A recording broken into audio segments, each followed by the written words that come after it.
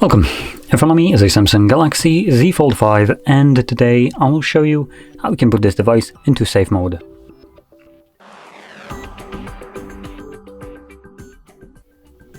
So to get started, you want to pull down your notifications by swiping down, and swipe down once again to extend the list of toggles. Right at the top you will see your power button now, so you can click on it, and when you have your boot options you want to hold power off.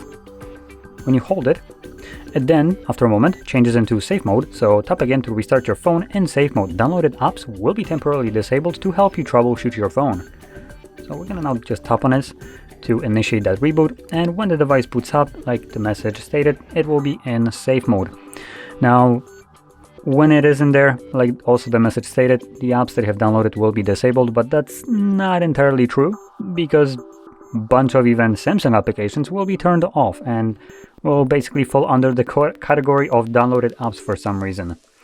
Even some benign ones like calculator or calendar, or even the browser, which on every other device that you boot into safe mode, that's not a thing. But here you can see clock, like what the hell can clock do to whatever. So yeah, we have clock, calendar, browser, notes, and several other ones that don't run. You can see they basically become monochrome like this. There's a bunch of them in a Samsung folder. And good to know that Samsung safe mode, or that Google considered that Samsung's applications are just kind of like trash, I guess. So yeah. Now there's also a couple applications that I have installed myself, so these last two, and they don't work either. But that is actually to be expected because I have downloaded them. So if you try to open up any of these apps, it will give you the pop-up downloaded apps disabled in safe mode.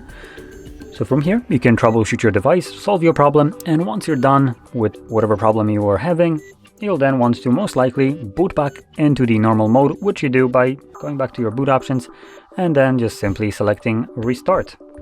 And the device will reboot, and once it boots up again, it will automatically go to normal mode, in which all the applications will function again as they should.